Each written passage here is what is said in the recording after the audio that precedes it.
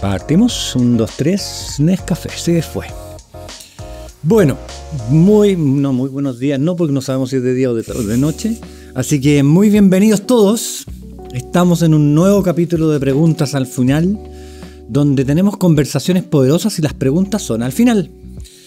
Mi nombre es Andrés Blake y me acompaña Yelisa Andrea Zapunar, más conocida mundialmente como Yeli. ¿Cómo está, Yeli? Bien, ¿y tú, Andrés? Con frío acá está helado. Sí, está un poco helado hoy día. Bueno, hoy día tenemos un temazo. Pero antes de entrar en materia, vamos a agradecerle a nuestros auspiciadores, Upskill, Centro de Capacitación IoTech, a Brinca como patrocinador, a Blake Films, que nos ayuda también en todo lo que es la producción, tanto Matías como Andrés, que nos están aquí sopleteando permanentemente. Son todos ellos quienes hacen posible que esto ocurra. Bien, el tema de hoy es la innovación. Y uno podrá decir, pero siempre hablan de lo mismo, la innovación, y qué es lo que es la innovación, y como que uno se imagina la innovación como algo muy clásico que es el celular, ¿no? El computador cuántico, código en pantalla negra y gente escribiendo muy rápido. Claro, en algún minuto hablamos de la Fórmula 1 y hablábamos también de la innovación, pero la verdad es que vamos a hacer una conversación mucho más entretenida porque desde la innovación se puede... Lo que uno ve en la innovación es el tangible, el producto final, ¿no? O sea, el celular, el computador, la tablet, etcétera, esos productos de la innovación. Pero la verdad es que desde la innovación podemos hablar de muchas cosas, como por ejemplo... ¿Un ejemplo de la innovación? No, un ejemplo de qué más cosas podemos hablar de innovación aparte de los productos. Mira, a mí es una buena pregunta, porque yo creo que yo cuando entré al mundo de la innovación no sabía qué era la innovación. Como la innovación puede ser todo y puede ser nada a la vez, yo creo que lo más importante, ahora que vamos a estar hablando de innovación en este capítulo, es entender que la innovación es un medio para lograr fines. Es una herramienta. Uh-huh. Porque yo creo que ahora... No un fin en sí mismo. No un fin en sí mismo. Bien. Porque yo creo que muchas personas, muchas empresas caen en este como vorágine de quiero ser innovador, quiero ser la empresa más innovadora, quiero ser la persona más innovadora. Y eso trae aparejado que las personas digan como... tengo que ser la persona más creativa para poder hacer innovación. Y bueno, también hay varios estudios que dicen que sobre todo los adultos somos más proclives a creer que no somos creativos. Uh-huh. Por todo el tema de los prejuicios y todo. Entonces yo creo que esta es una excelente oportunidad para conversar al respecto de esto, de cuáles son los objetivos que ha logrado la innovación, cuáles son los productos, los servicios, los procesos que se han hecho y entender cuál ha sido también el impacto de la innovación a nivel organizacional, sobre todo en un momento complejo a nivel mundial como el que estamos viviendo actualmente. Entonces vamos a hablar como de botando los paradigmas de la innovación. Claro, una cosa así. Vamos a bien, excelente. Para eso, bueno, a ver, cuando uno habla de innovación, en general la alusión natural es tecnología.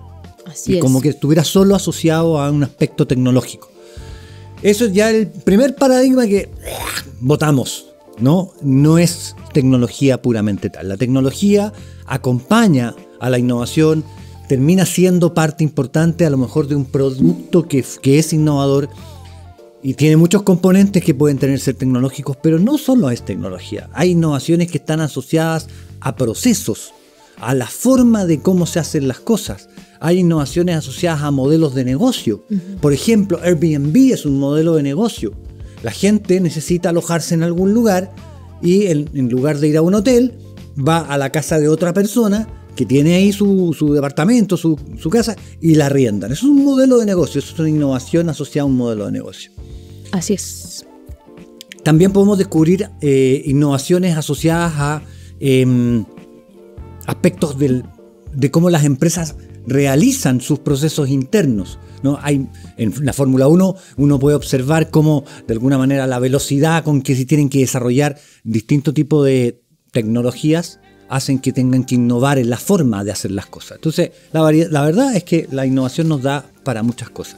Pero la pregunta es, ¿cómo se hace innovación? ¿Cómo llegamos?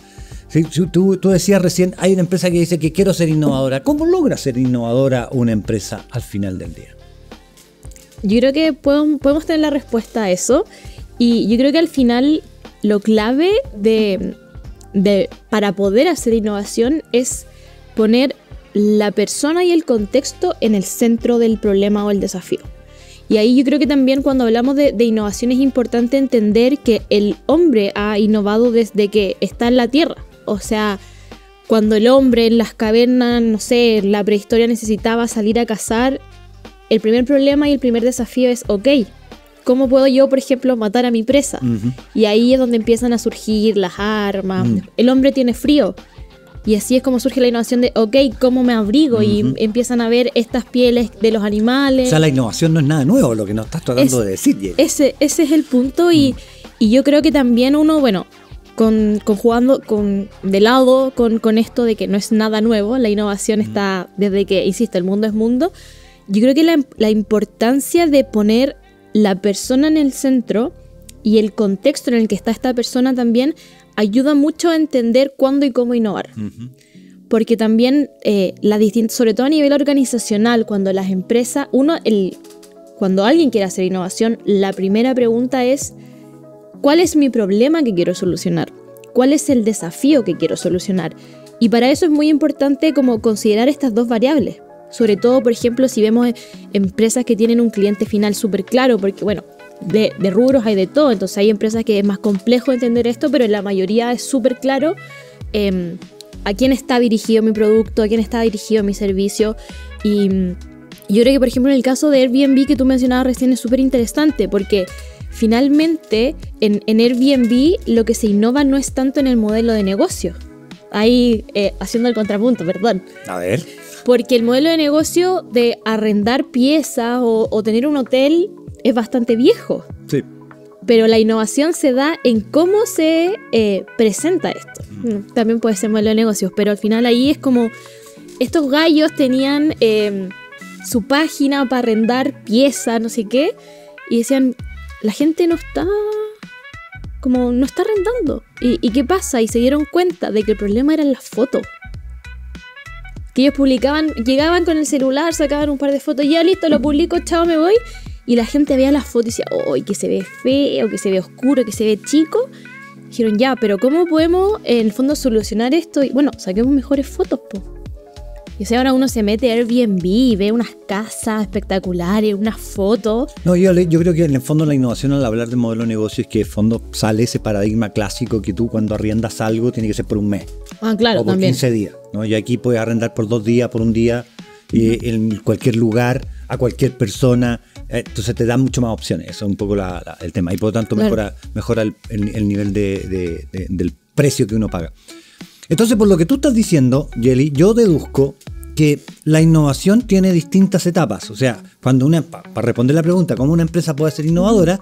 Uno, teniendo en consideración cuáles son los desafíos que se enfrenta esa empresa, desde el punto de vista de a sus clientes, qué es lo que les quiere ofrecer, o cómo mantener una cuota de mercado, o cómo crecer en un determinado mercado. O sea, tanto hay un desafío ahí organizacional.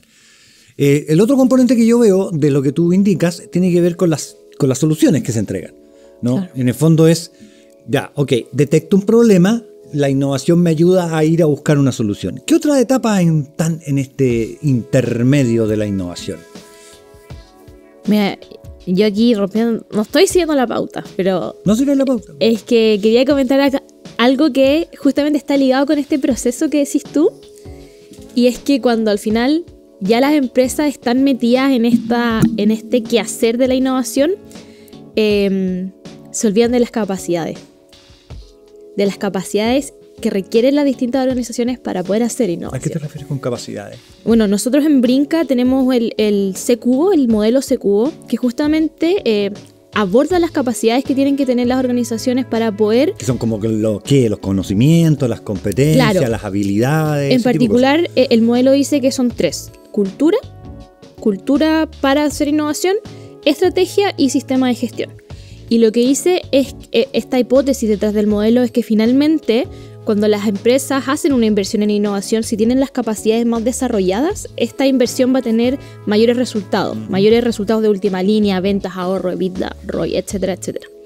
Y yo creo que esto es importante porque se suele olvidar mucho la importancia que tiene desarrollar estas capacidades.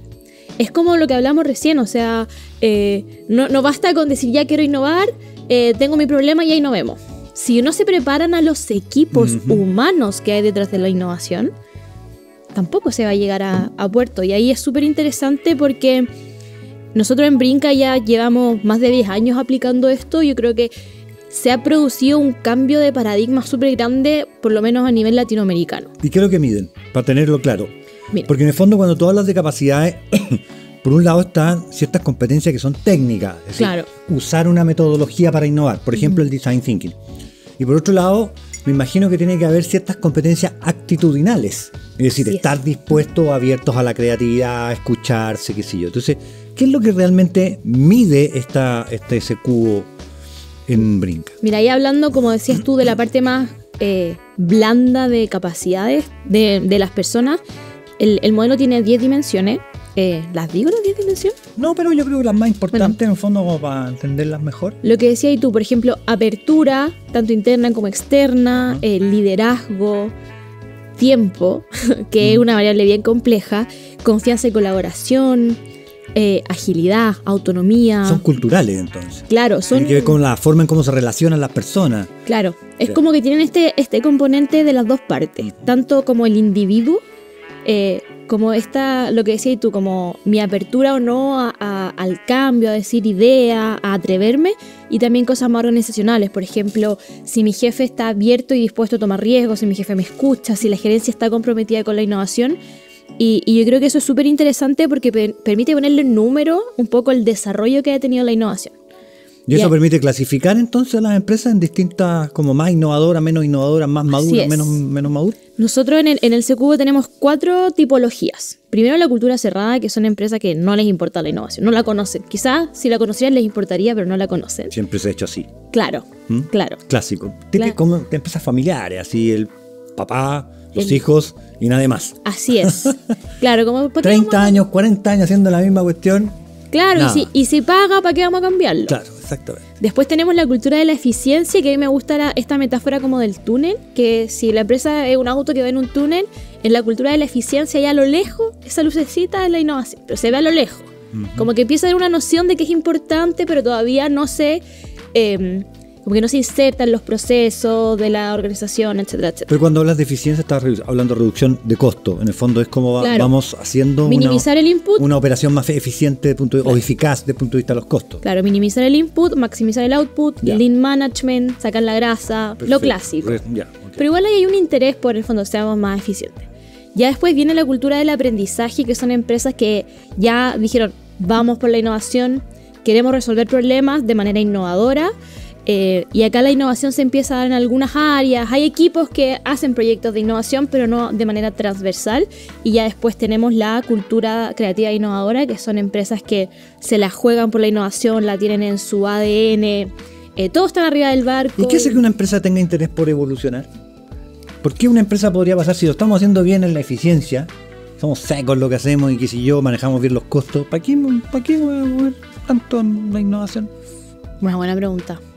Es una buena pregunta. Yo creo que esto también, la innovación está muy de la mano con otros temas, como por ejemplo el tema de la sostenibilidad. Por ejemplo, si yo soy una empresa de la industria minera y me va excelente extrayendo carbón y emito tantos gases, bueno, acá el desafío, ok, ¿cómo puedo tener la misma rentabilidad contaminando menos? Ya, o sea, en el fondo puede haber un requerimiento ya sea del mercado, puede haber un requerimiento ya sea de la sociedad, en tener que tener operaciones mucho más limpias, en este caso de Claro. la mina de carbón, dices tú.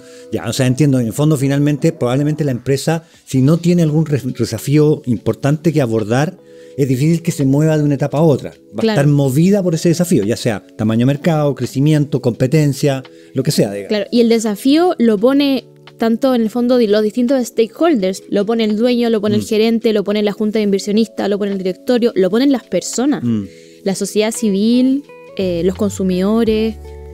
Tú dijiste que el estudio lleva 10 años. Así es. Si tuviéramos que comparar año 10, año 1, ¿con qué nos encontramos, Yeli? Mira, qué buena pregunta. Yeli, datos, por favor. Tengo el dato acá. Infórmanos. Según nuestro informe ranking, ahí ya, el autobombo con todo, el año 2013, está con información del año 2023. El año 2013 un 7% de las empresas que se medían con ese cubo tenían una cultura cerrada. Y un 0% tenía cultura creativa e innovadora. 0%. Cero. O sea, ahí ya estamos hablando... Solo hace 10 años atrás. Y el 2023, 0% de las empresas medidas tenían una cultura cerrada. Bienvenido. Es decir, se extinguieron ya desde el año 2015 que no aparecen. Y un 24% tenía una cultura creativa e innovadora. Mira. Es súper interesante porque este mismo estudio... ¿Es Chile un país innovador? Yo creo que sí. Yo creo que los chilenos somos muy innovadores. ¿Sí? Pero ahí solamente para complementar y para que lo discutamos también, ¿cuándo crees tú que se produjo el pic de la cultura creativa e innovadora? Entre el 2013 y el 2023. Dime un año, sin ver el gráfico, no hay trampa. No, voy a ver. 2013, 2023, ¿lo voy a asociar a la pandemia? ¿Ya? Entonces... Hay que ponerse más creativo para poder abordar el año 2020, 2021, por ahí. Muy bien, Andrés. ¿Sí? El año 2021 se produjo el pic de la cultura creativa e innovadora con un 42% de las empresas. O sea, las empresas tuvieron que ponerse creativas e innovadoras para Así poder es. resolver lo que la pandemia desafiaba. Digamos. El contexto y Mira. las personas hicieron que las empresas fueran más innovadoras. Ya, pues, ahí está la respuesta a esa pregunta de por qué una empresa va a evolucionar o no. Pues. Sí, po. Y es súper interesante porque en ese caso no había otra opción, po. Era innovar o innovar. Cierto. El pase de movilidad, estos toques de quedas con cambio. Sí, pues en el fondo nadie sabía cómo resolver mucho el tema, había que ponerse creativo Claro, y ver si funcionaba. La última pandemia que vivió el mundo, ¿cuándo fue? Los años 1920. O sea, sí. La gripe Sí, española. probablemente sí. Tan significativa como la que tuvimos ahora el año 2021, sí, definitivamente. Un siglo después, mira, ¿habrá alguna...? Un presagio. Oye, Chuta. está muy bueno esto. Entonces, ya, tenemos entonces un insight, ¿no?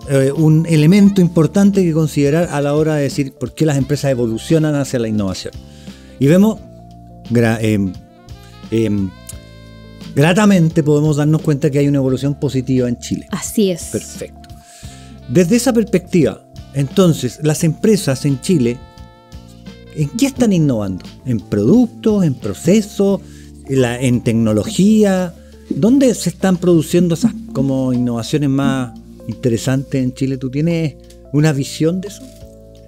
Mira, tengo alguna... Bueno, con lo que vemos nosotros en Brinca, yo creo que está como bien distribuido. Creo que no eso en ese sentido como que se nota esta madurez de que no hay esta presión por decir quiero lanzar tantos productos nuevos al año, sino que se da mucho dependiendo del contexto.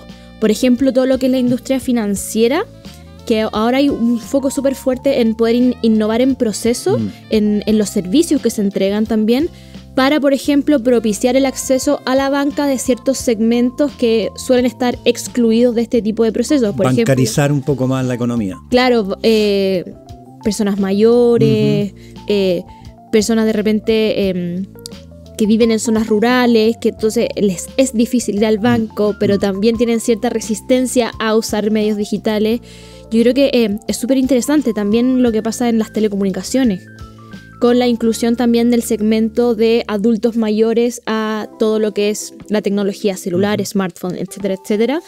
Yo creo que justamente se ha visto esta madurez en las empresas y también ha pasado como una evolución en donde las empresas ahora quieren aprender metodologías de innovación, no solo para hacer innovación, sino que para gestionar su trabajo diario. Y acá yo te quiero hacer una pregunta a ti.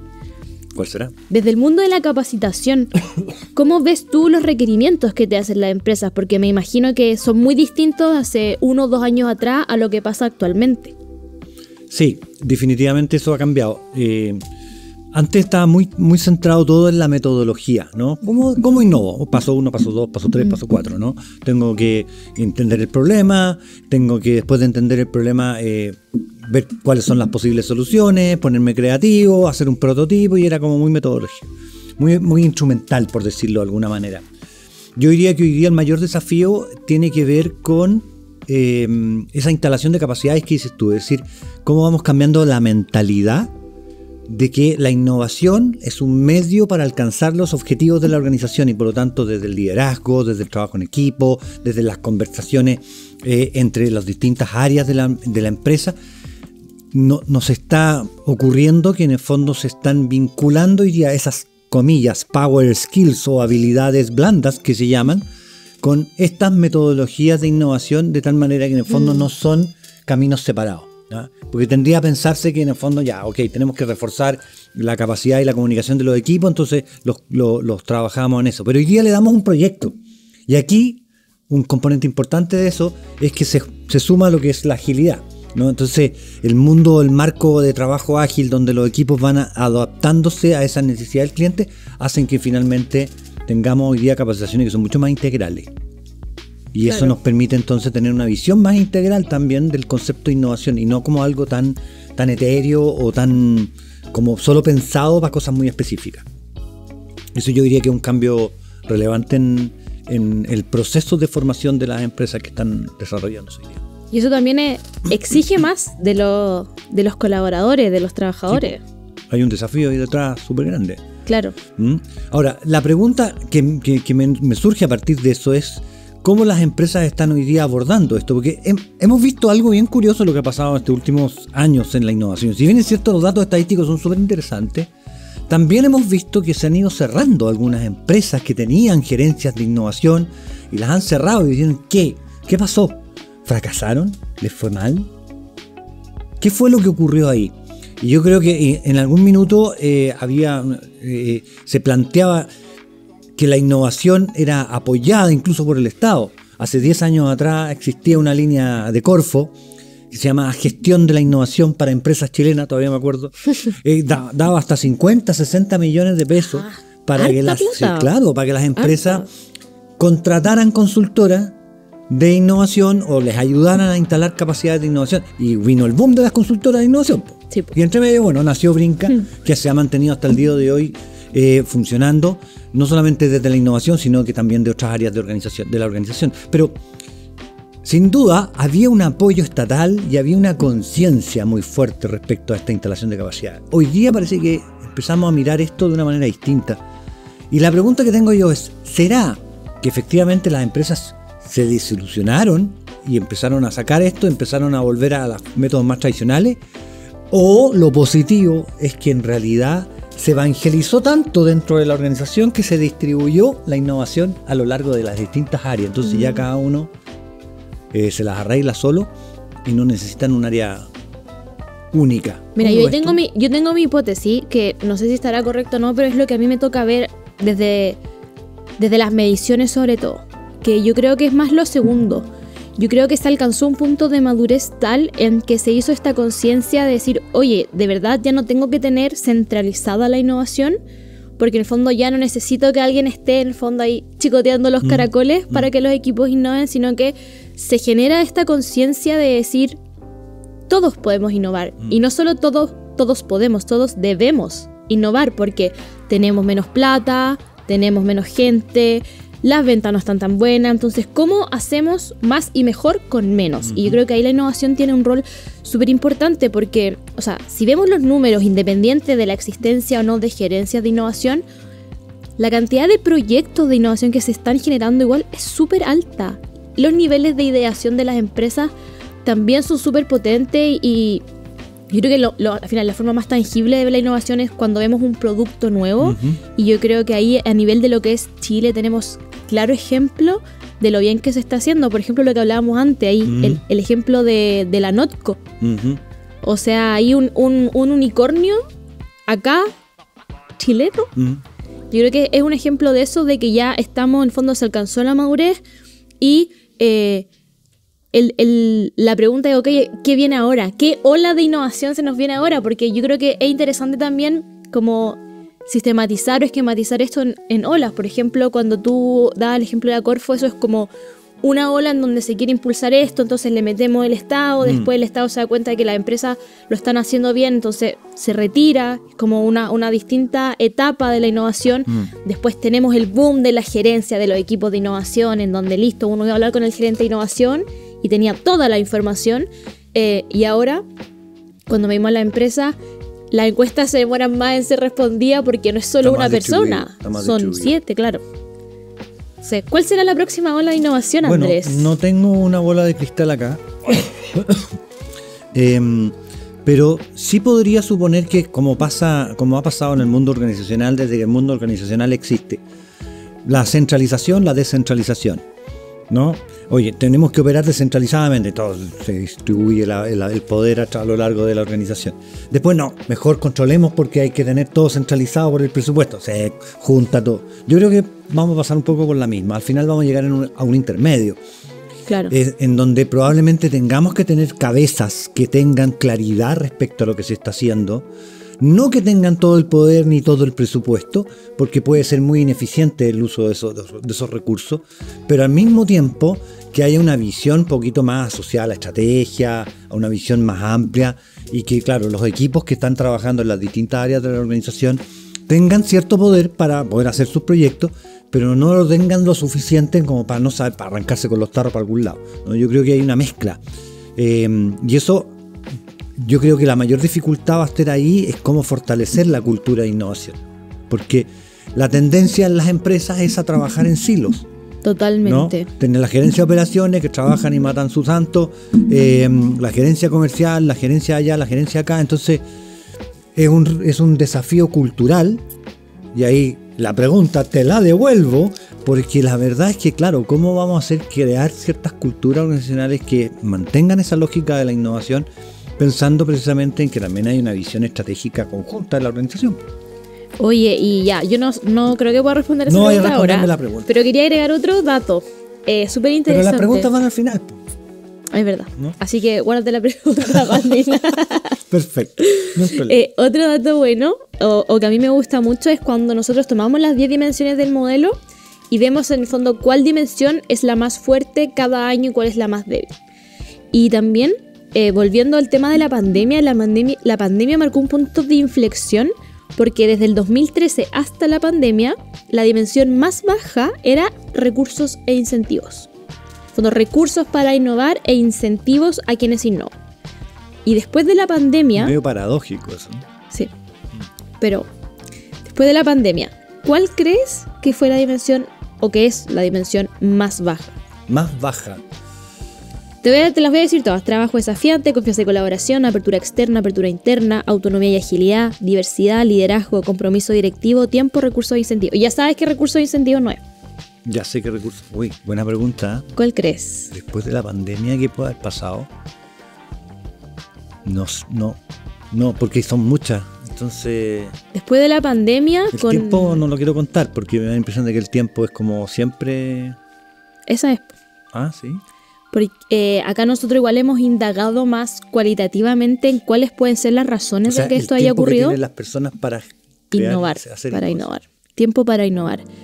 Y tenemos una respuesta más o menos a esta pregunta, y es que con el boom del teletrabajo, con este boom de innovación, lo que pasa es que la línea o el límite entre mi trabajo y mi vida personal, mi casa, se hace difuso, se empieza a diluir. Entonces las personas, las empresas, un poco se acostumbraron a, en el fondo, a que ese límite no exista.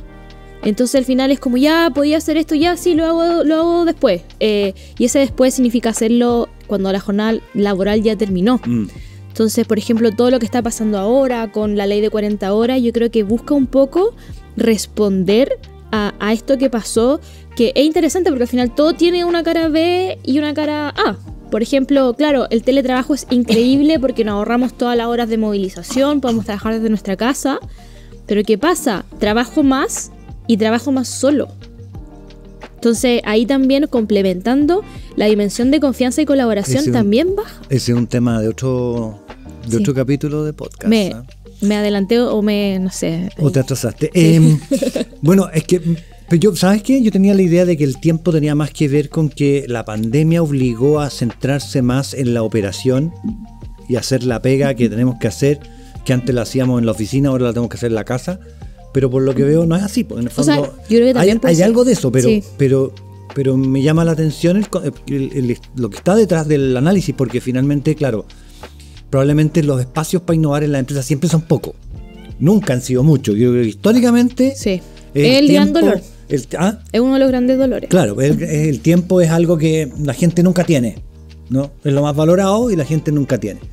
y para innovar menos. Y además, cuando hay pocas creencias de que la innovación te puede dar resultados, menos quieren invertir en tiempo, sí, en ese sentido. Entonces, bueno. ¿Y cuál sería la tercera? A ver, ¿tú tienes una? ¿O quieres que lo veamos acá? Yo tengo una. A ver, dale. Liderazgo. Liderazgo, a ver. Los datos te destruyen, Andrés. ¿En serio? Liderazgo. ¿Subió? Mira, liderazgo el 2021 estaba en el 7º lugar. ¿Ya? O sea, ahí era bien bajo. Y el año pasado subió al 4º lugar. Pero tanto como me destruye, un poquito exagerado tu parte. Pero subió mucho. Pero sigue siendo bajo. O sea, claro, para lo importante que es, sí, es bajo. No habiendo liderazgo, si hay alguien que no esté ahí con la visión clara, con la estrategia, impulsando y empujando a que la gente haga cosas, es difícil innovar. Oye, pero es que yo creo que hay un temazo, sobre todo en la innovación, contexto de innovación, de los líderes de las organizaciones con, en el fondo, los equipos que innovan y las generaciones. Porque yo creo que las generaciones jóvenes, que están en el fondo recién ingresando al mercado laboral, o los millennials, si se quiere, habría que revisar los datos, pero uno tiende a pensar que son más proclives a la innovación porque han crecido en un entorno con muchas más innovaciones, o innovaciones que han marcado en el fondo puntos de inflexión. Entonces al final es más fácil convencer a tu jefe millennial que a tu jefe boomer de llevar los riesgos. Entonces ahí también es como es una misión compleja, sobre todo en industrias complejas. Por ejemplo, construcción, manufactura. Sí, bueno, esas son industrias muy tradicionales, definitivamente. Además, ahí. Pero fíjate que hay muchas innovaciones, la forma de construir los materiales, la construcción, a pesar de todo, a pesar de que son industrias tradicionales, hay mucha innovación detrás de cada una de esas cosas. Yo comparto contigo, sí y no, porque en definitiva tengo la sensación de que el tema del liderazgo está asociado también al atreverse, al riesgo, ¿no? Totalmente. Y un líder corajudo, ¿no?, que asume riesgo, está dispuesto a innovar. Yo creo que en Chile hemos ido pecando un poquito de sentarnos en el lado cómodo, en el lado calientito de la cama, de no movernos de ahí porque nos está yendo bien, ¿no? El negocio funciona y claro, en algún minuto había como más no sé si más claridad en lo económico. Estamos sabiendo que estamos viviendo una situación económica más restringida en este minuto, crecimiento del 0,2% de una vergüenza nacional, con tasas del 7% o del 5% que teníamos a lo mejor históricamente, y que claro que impulsa mucho más a las empresas a desarrollarse, a empujar. Pero yo siento que también el liderazgo ha ido perdiendo esa capacidad de tener el coraje de innovar, de hacer, de apostar, de crecer, de comerse el mundo. No sé cuál es tu visión, pero yo lo veo desde esa lógica, no más que a lo mejor desde el dar la posibilidad a los colaboradores, sino que yo como dueño, gerente de una compañía, estoy dispuesto o no a comerme el mundo, estoy o no dispuesto a jugármela para crecer en un mercado competitivo que cada vez más competitivo. Y yo creo que en ese sentido Chile algo pasó ahí. Se hablaba, ¿te acordás? Hace muchos años atrás de los tigres de Latinoamérica, qué sé yo. Más allá de las alusiones, claro, más allá de los conceptos, alusiones, animales que podamos hacer, Chile era una potencia. Y yo creo que ha ido perdiendo esa fuerza y esa energía. No sé cómo lo ves tú. Sí, es complejo igual. Yo creo que son muchas las variables que entran dentro de la ecuación, o sea, los contextos sociopolíticos, de crisis. Yo creo que también es complejo para estos líderes como tomar las decisiones, porque al final es como, ok, estamos todos en crisis, ¿qué hago? ¿Protejo el core business o me la juego por esto? Por este nuevo proyecto. Es que no es blanco y negro, pues, querida. Bueno, no puede es blanco ser. y negro. Porque siempre hay una combinación. Claro. Siempre es posible estar jugando en dos ambidestría se llama, ¿no? Claro. Estoy en la operación, que probablemente me va a dedicar mucho esfuerzo y energía, pero bueno, tengo que estar mirando para afuera también. Y eso yo creo que esa es la clave. Que quizás hoy en día las empresas no se la están jugando tanto por la innovación interna, pero sí están mucho más abiertos a lo que está pasando con otras empresas, con las startups, y yo creo que eso ha sido el motor de innovación, un motor de innovación súper potente para industrias más tradicionales. Porque, por ejemplo, a través de distintos instrumentos como, no sé, los fondos de inversión de riesgo, les han permitido en el fondo jugárselas y tomar estos riesgos de una manera mucho más controlada, porque con eso en el fondo existen una serie de reglas, una serie de parámetros que los ayudan a calcular el riesgo, a sopesar la incertidumbre, y yo creo que en eso también se ha hecho bien. O sea, todo lo que es la incubación, la aceleración de las empresas ha permitido que las empresas que no son proclives a innovar puedan innovar. Sí, yo creo que tú estás tocando un punto súper relevante, porque yo me acuerdo que hace años atrás, cuando yo estaba en una universidad como decano, uno de los temas de los cuales se hablaba era el emprendimiento. El emprendimiento era como, de todo era emprendimiento, era como bacán ser emprendedor y qué sé yo. Hoy día hemos perdido un poquito ese vocabulario, pero efectivamente han surgido las startups como una solución muy tecnológica a problemas que las empresas tradicionales tienen que resolver. Claro. Y yo creo que eso sí es importante. El punto es que, ¿cómo animar a las personas a que no pierdan ese impulso de querer hacer cosas innovadoras? De que hoy día hay gente o startups tecnológicas que han pensado bien una solución y que la están resolviendo en distintas formas, que están ayudando al planeta, que están siendo más inclusivos, que están incorporando elementos que a lo mejor dentro de la sociedad antes no se incorporaban. Yo creo que ahí hay un tema que es súper relevante como de levantar, ¿no? De que efectivamente hoy día el emprendimiento que antes veíamos como muy básico, hoy día se ha sofisticado un poco, ¿no? Totalmente. Todos estos sistemas como dices tú, de fondos de capital de riesgo, las empresas han ido a buscar ahí soluciones para sus problemas. Entonces vemos que hay una evolución que podría llamarse positiva. Sin embargo, todavía tenemos espacio para desarrollarnos y para crecer y para hacer cosas a nivel de las empresas. Oye, a nivel del emprendimiento, yo creo que también es interesante hablar un poquito respecto a eso, porque creo que el emprendimiento, no sé si caricaturizado es la palabra, pero sí existe cierto estereotipo respecto al emprendedor tecnológico. Como que tiene que ser gente joven, salido de carreras STEM, ingenieros que tienen como esta idea de innovación transformacional, disruptiva. Y, pucha, no me quiero carrilear, pero una vez leí una nota en el DF que comentaba un poco las estadísticas detrás de los emprendimientos que sobreviven en el tiempo, y estaba lejos de esta como caracterización. O sea, los emprendimientos que sobreviven y se pueden desarrollar son emprendimientos formados por un equipo en el fondo multigeneracional, con socios fundadores de 45, 50 años, y no necesariamente de carreras STEM. Entonces yo creo que también es importante que bueno, tú comentabas que se ha perdido un poco también esta motivación por el emprendimiento. Yo creo que también es importante hacerlo más transversal. Porque lo mismo que la innovación, que el ejemplo que nosotros siempre damos, cuando tú ponías un problema y ponías en una sala a puro ingeniero a resolverlo, te van a llegar a la solución en 5 minutos. Van a converger súper rápido. Pero si ponían una misma pieza con el mismo problema a un ingeniero, a un sociólogo, a un abogado y a un biólogo, van a discutir 5 horas el problema. Y probablemente aún así no lleguen a una solución, pero cuando se produzca esta solución va a ser mucho más rica. Y yo creo que eso es algo que a nivel organizacional y en el fondo en todos los aspectos de la sociedad se promueve poco. Como estos equipos multidisciplinarios, pero multidisciplinarios de verdad. Trabajar en conjunto, yo creo que es un factor clave para seguir potenciando la innovación, para seguir potenciando estas soluciones con foco en las personas, con foco en el contexto, y no simplemente resolver un problema de la manera más eficiente posible. Bueno, yo creo que ahí hay varios desafíos de los que tú planteaste. Uno es que efectivamente crear equipos multidisciplinarios ya es un desafío enorme, porque en el fondo tenemos que ponernos de acuerdo, gente que piensa completamente distinto respecto a un problema para ponerse de acuerdo en una solución.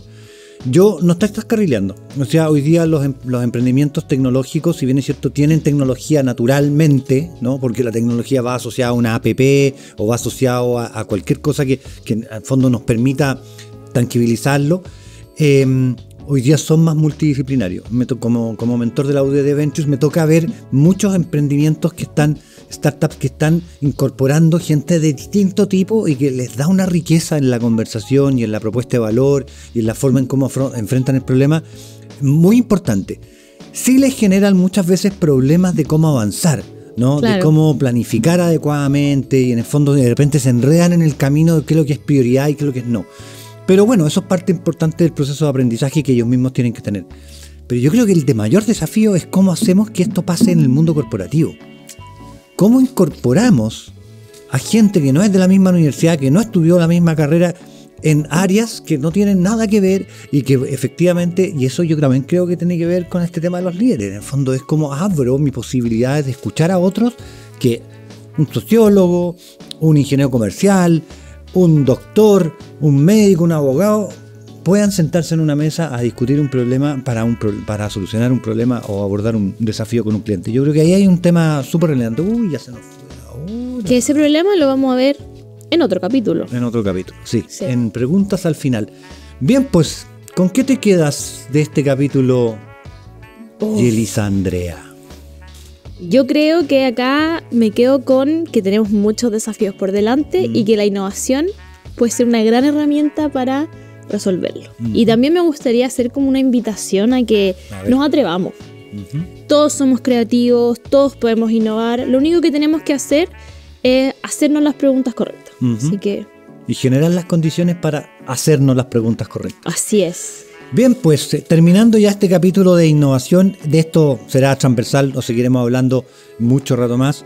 Invitarlos a que nos sigan en nuestras redes sociales, en Instagram, @upskill_otech, en nuestra página web www.upskill.cl, y vamos a estar ahí publicando distintos tipos de redes sociales para que sigan escuchando nuestros podcasts en preguntas al final. Y no se recuerden, al final de temporada vamos a responder todas las preguntas que nos vayan haciendo, así que escriban.